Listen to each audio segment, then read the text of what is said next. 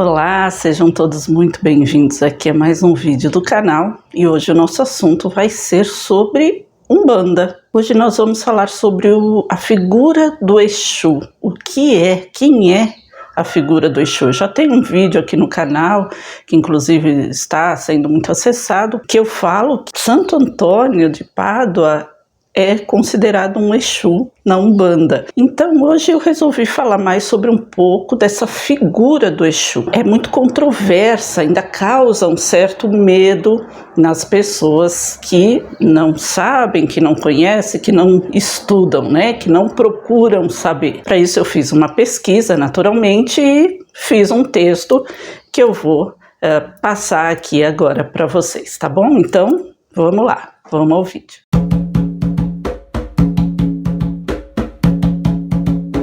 Exu, o guardião do mundo invisível. O nome e a figura de Exu ainda causam medo em algumas pessoas, e isso em parte é causado pela disseminação de informações erradas em que estes seres eram habitantes das trevas e voltados ao mal. Esta visão dos seres chamados Exus aconteceu exatamente por se tratarem de seres fortes e destemidos, capazes de enfrentarem os lugares mais sombrios e os seres mais medonhos. Não sei dizer ao certo a origem de todos, mas sei que muitos deles em vida eram dessa mesma forma, pessoas destemidas, muitos eram inclusive militares, guardas imperiais, soldados de alta patente que lutavam na conquista dos impérios desde a Idade Média. Normalmente eram soldados fiéis aos seus compromissos, guerreiros fortes, valentes e que acabaram perdendo suas vidas nas batalhas, muitas vezes vítimas de embustes causados pelos inimigos ou até por companheiros invejosos. No livro do autor Robson Pinheiro chamado Aruanda, ele narra a história de um casal de pretos velhos que tem a função de acabar com o laboratório dos seres trevosos, que está situado no astral de uma caverna aqui na Terra, na crosta terrestre, e que está diretamente conectado à ação de gangues, traficantes, sugando a energia de algumas pessoas até por vingança. Esse casal de pretos velhos, para esse trabalho, né, eles contam com o auxílio dos seres elementais, dos caboclos e de um guardião, que é um Exu, um homem muito forte, alto, se vestia ainda como um soldado da sua última encarnação. E em determinado momento ele conta sua história ao personagem, que é o espírito que dita o livro ao autor. A função desse Exu do livro é como o nome diz, um guardião da equipe em seu trabalho de auxílio às forças do bem maior, protegendo e atuando para destruir a atuação das forças das trevas. Como vocês veem, é justamente o contrário, né? No livro, o narrador, ele apresenta, aliás, este ser como uma figura muito séria, compenetrada e comprometida com a sua missão, e até um pouco tristonha, mas é realmente alguém capaz de impor respeito e medo, não pela sua aparência, impõe medo pela sua aparência, como um ser do mal, ou uma figura monstruosa, mas pelo seu porte realmente, a sua figura, o respeito que impõe a sua própria presença.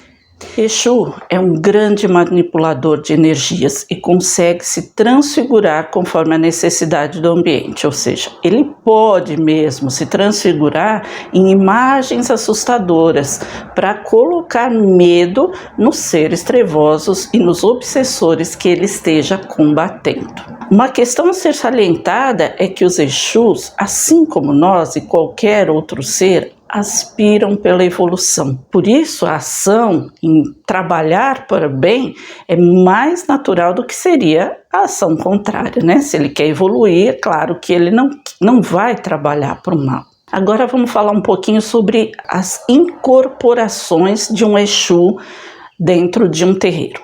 Aquela apresentação cheia de palavrões, de risadas, a gente pode encarar como duas possibilidades. A primeira, a de que seja um médium utilizando do animismo, quer dizer, ele recebe a energia de um Exu realmente, mas na consciência dele, essa entidade se comporta dessa forma.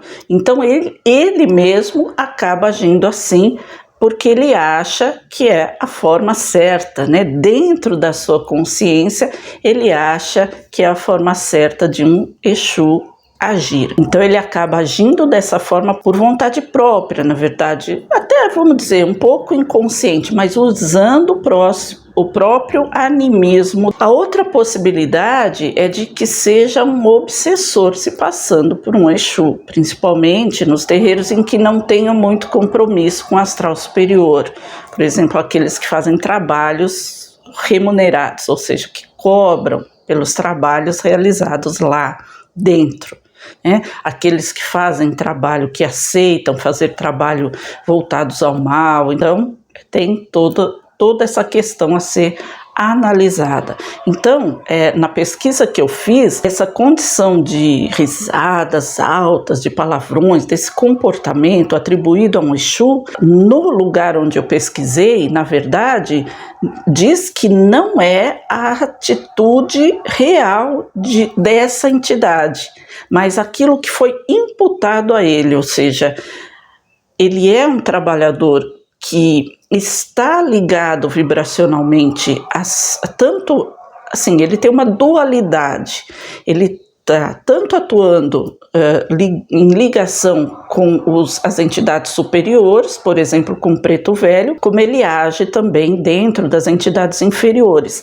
Mas neste caso, não para fazer trabalho para eles, mas combater. Então ele tem essa possibilidade com mais facilidade de entrar nesses locais das trevas, tal, né, do astral mesmo inferior, porque ele tem essa vibração dual, ele pode vibrar tanto lá mais alto quanto mais baixo, mas usado para combater, não para trabalhar em prol deles, né?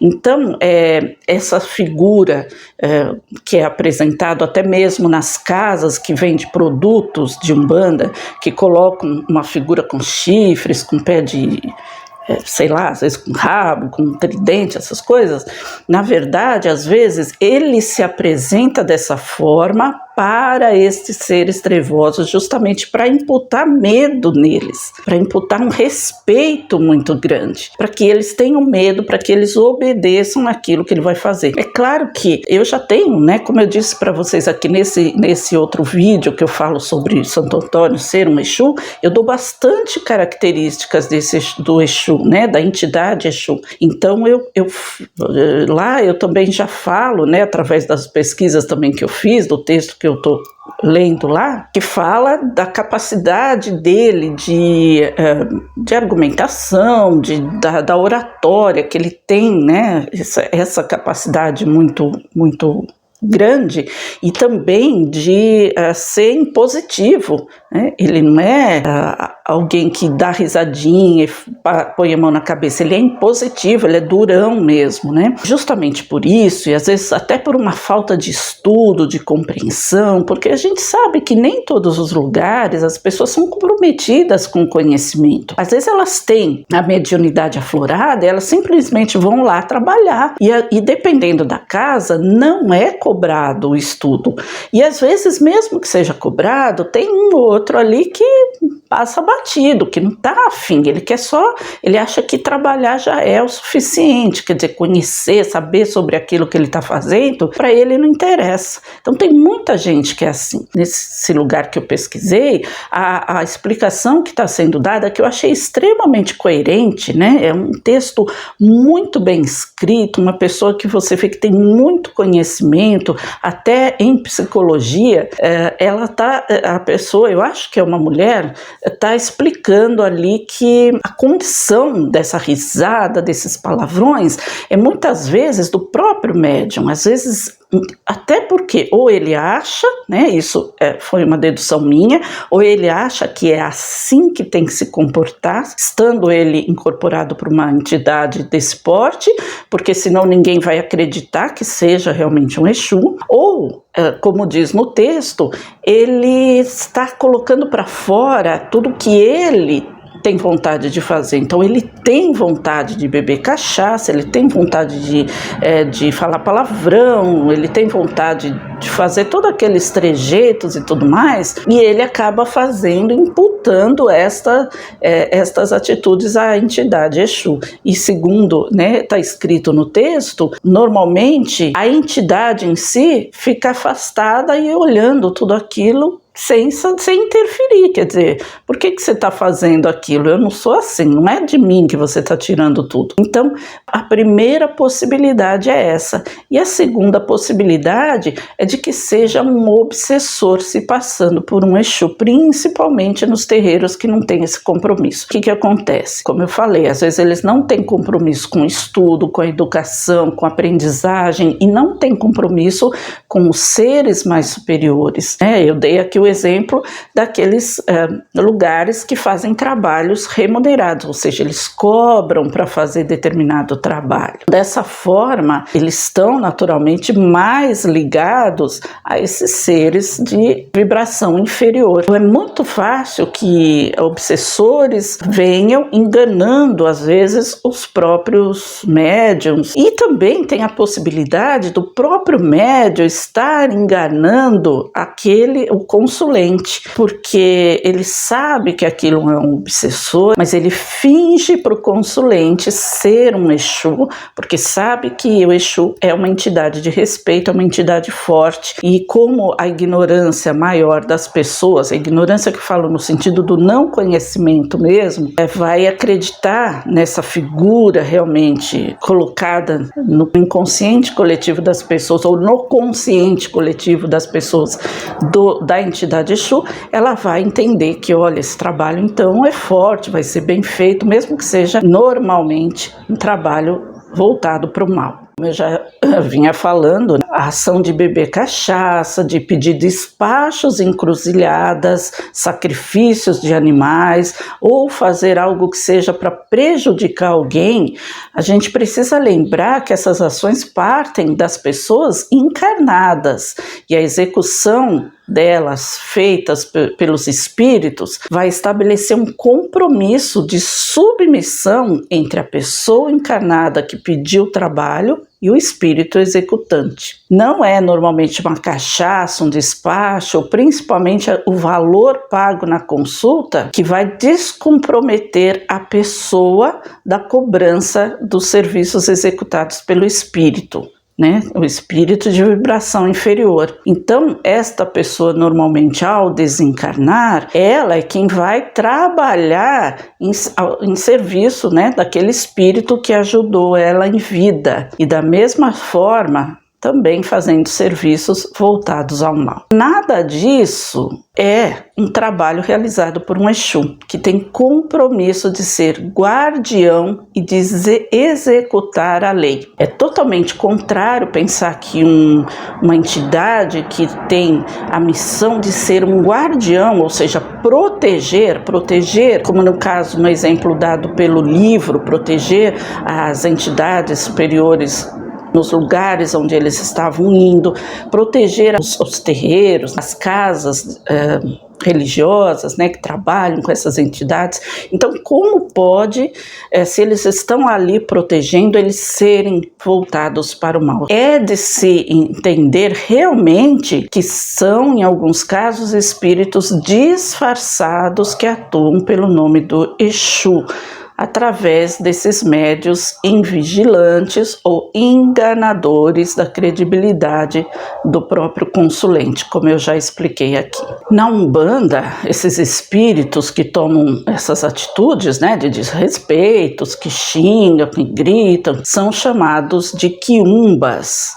Eles são normalmente aqueles espíritos realmente desgregados moralmente, e eles se fazem passar por Exus. Tudo depende do compromisso de quem está trabalhando, quer dizer, do próprio médium, elevando a vibração, a concentração para realmente receber uma entidade séria para o trabalho dele, da casa, como um Exu, por exemplo, fora as outras entidades. Para finalizar aqui, a conclusão é essa, né, que tudo está em nossas mãos, a nossa responsabilidade de quem procura uma entidade espiritual para realizar seus desejos em benefício de si mesmo ou para prejudicar uma outra pessoa, e até aquelas pessoas que colocam as suas próprias projeções do bem e do mal, isso de uma forma geral. Eu não estou me referindo aqui apenas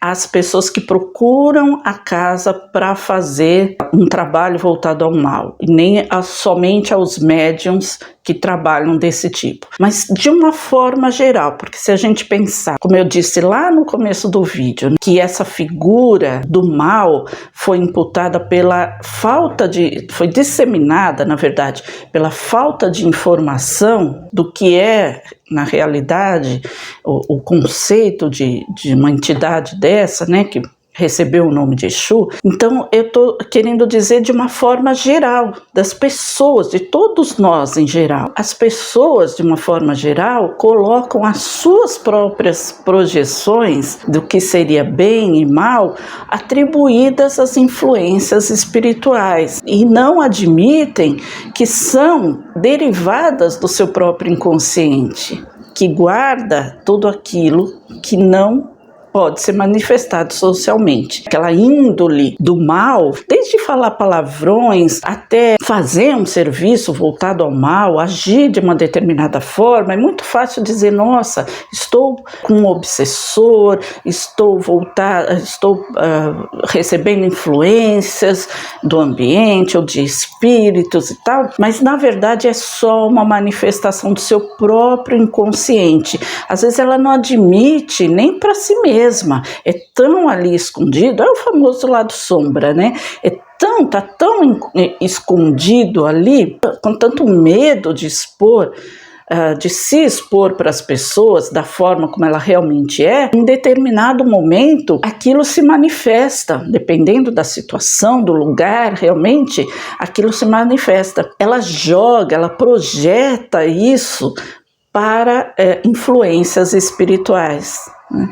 Para não admitir, né? Porque não é aceito socialmente aquele tipo de comportamento. Ela acha uma forma de escape sem prejudicar a sua própria imagem. Então atribui aos seres espirituais e de preferência aqueles que já estão no inconsciente das pessoas como figuras voltadas ao mal, como no caso do próprio Exu. Então, quer dizer, o próprio inconsciente coletivo é que cria imagens do mal monstruosas, com chifres, cascos, e imputam a estes seus desejos mais sombrios, que não teriam coragem de admitir nem para si mesmos.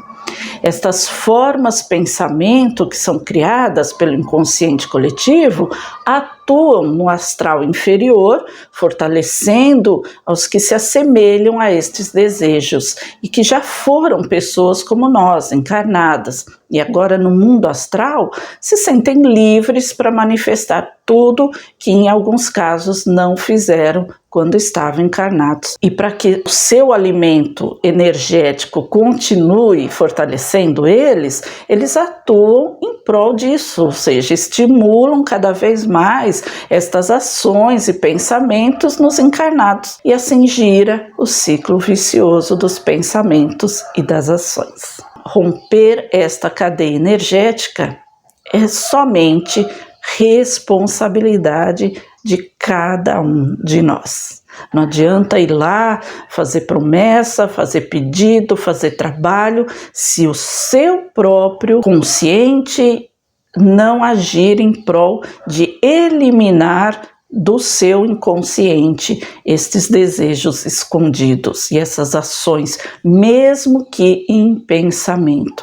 famoso orai e vigiai. Antes de finalizar, eu quero explicar para vocês o porquê que eu estou trazendo este vídeo aqui. Bom, na verdade, porque, como eu já disse para vocês, eu tenho um outro vídeo que fala aqui do Santo Antônio, que é considerado um Exu na Umbanda, e esse vídeo está tendo bastante procura aqui, né? Então eu vejo que é um assunto que as pessoas estão se interessando. E aí eu resolvi falar porque realmente isso tem a ver com a nossa própria evolução. Por quê? Porque é o autoconhecimento. Como eu disse aqui agora no finalzinho do vídeo, que essas coisas muitas vezes são assuntos, são coisas que estão no nosso inconsciente e são projetados tanto a figura do bem e do mal, porque são uma forma de escape. Então, como nós temos dentro de nós sempre esse lado meio malvadinho, a gente atribui a figuras, né? Figuras mitológicas, figuras religiosas, enfim, tudo que possa ser atribuído. Não, isso daí foi uma influência. Então é muito fácil a gente atribuir sempre ao que está fora. Entender isso, que foi criado no inconsciente coletivo essa figura que foi atribuída ao Exu como um ser voltado ao mal. A gente sabe que foi uma questão religiosa e tal, para separar, para dizer, olha, tudo isso é do mal, então não tenham contato com isso, né? E quanto mais você impõe medo, menos as pessoas têm conhecimento. E quanto menos as pessoas têm conhecimento, mais você tem poder sobre elas. E é o nosso próprio inconsciente, que também atribui, né? Então, se existe isso, então é isso que está sendo culpado por aquilo que eu fiz, ou por aquilo que eu pensei, ou porque eu deixei de fazer. Não sou eu. Então, isso faz parte do nosso autoconhecimento e, consequentemente, da nossa evolução como seres humanos. Como a frase maravilhosa, conhece a ti mesmo e conhecerá a Deus e ao universo. Agora sim, eu vou finalizando esse vídeo. Espero que vocês tenham gostado, espero que tenha ajudado a vocês de alguma forma e desejo a todos vocês um excelente final de semana, com muita paz, muita luz, e a gente se encontra no próximo vídeo. Até lá, tchau!